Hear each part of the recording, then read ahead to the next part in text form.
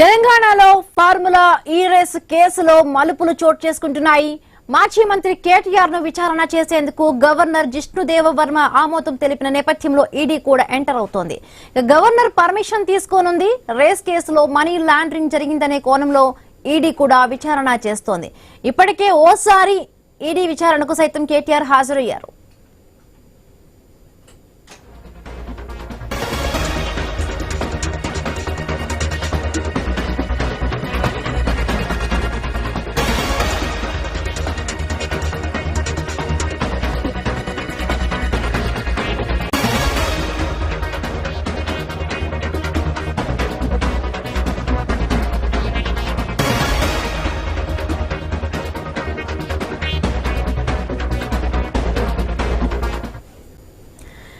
తెలంగాణలో ఈ ఫార్ములా ఈ రేస్ కేసులో మలుపులు చోటు చేసుకుంటున్నాయి. మాజీ మంత్రి కేటీఆర్ ను విచారణ చేసేందుకు గవర్నర్ జిష్ణుదేవ్ వర్మ ఆమోదం తెలిపిన నేపథ్యంలో ఈడీ కూడా ఎంటర్ అవుతోంది.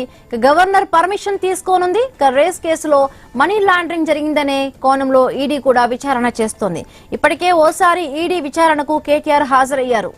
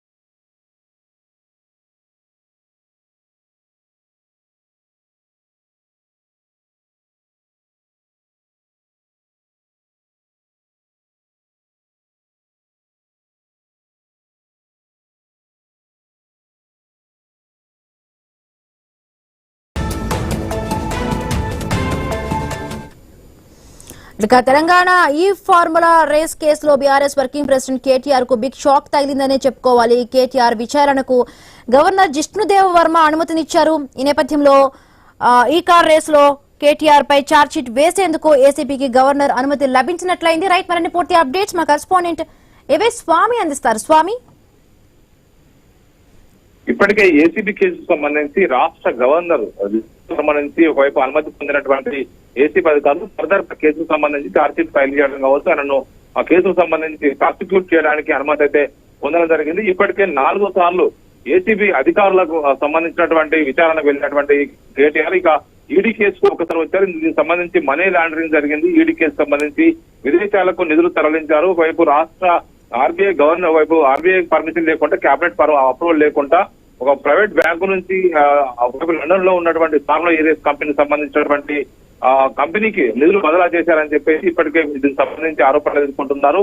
ఒకవైపు ఇది మనీ లాండరింగ్ కేసు సంబంధించి ఇప్పటికే ఈడీ గద్దకు ఒకసారి విచారణకు వెళ్ళొచ్చినటువంటి కేటీఆర్ సంబంధించినటువంటి విషయంలో ఇప్పుడు మళ్ళీ ఈడీ అధికారులు కూడా గవర్నర్ అనుమతి కోరుతూ లేఖ రానున్నట్టుగా తెలుస్తుంది. ఇప్పటికే ఏసీబీ అధికారులు లేఖ రాసి రాష్ట్ర ప్రభుత్వం నుంచి ఒకవైపు గవర్నర్ వద్ద నుంచి అనుమతి పొందడం జరిగింది. ఇప్పుడు ఈడీ అధికారులు కూడా ఫర్దర్ గా ఏసీబీ ఎలాంటి ఛార్జ్ షీట్ దాఖలు చేస్తుంది, ఛార్జ్ షీట్ లో వచ్చినటువంటి అంశాల ఆధారంగా చేయడం కోసం ఈడీ కూడా మళ్ళీ ఫర్దర్ దర్యాప్తు చేయడం కోసం ఒకవైపు ప్రయత్నం చేస్తున్నట్టు తెలుస్తుంది.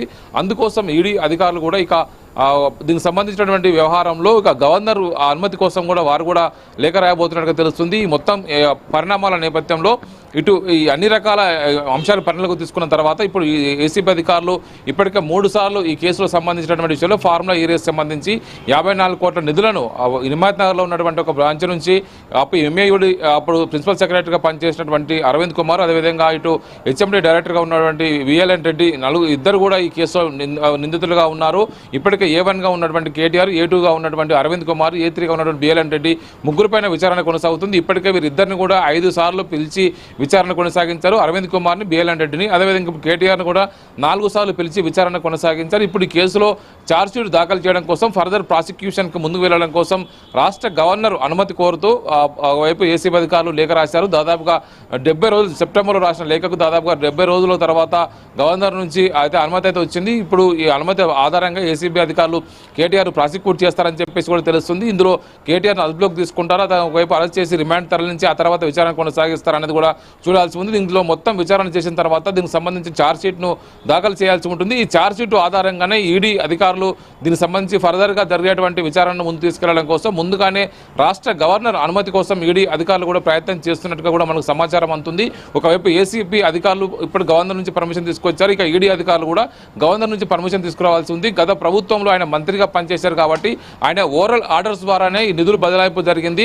రాష్ట్ర కేబినెట్ అప్రూవల్ లేకుండా ఈ కార్ రేస్లో 54 కోట్ల రూపాయల నిధులను ఒకవైపు బదిలీ చేశారు. ఒకవైపు దీనికి సంబంధించిన ప్రాజెక్టు సంబంధించిన విషయంలో అప్పుడు జరిగేటువంటి ఫార్ములా ఈ రేస్లో ఫార్ములా ఈ రేస్ కంపెనీకి, లండన్లో ఉన్న కంపెనీకి నిధుల బదిలీకి సంబంధించి ఆరోపణలు ఎదుర్కొంటున్నారు. కాబట్టి ఇందులో మనీ లాండరింగ్ ఆస్పెక్ట్ అని ఉందా అని చెప్పేసి ఈడీ అధికారులు ఫర్దర్గా విచారణ కొనసాగిస్తున్నారు. ఇప్పటికే ఒకసారి కేటీఆర్ను పిలిచి విచారణ చేశారు. ఫర్దర్ విచారణ కోసం గవర్నర్ అనుమతి కోసం వారు కూడా కోరినట్టుగా తెలుస్తున్నది. రైట్, థ్యాంక్ యూ స్వామి, థ్యాంక్స్ ఫర్ ద అప్డేట్స్.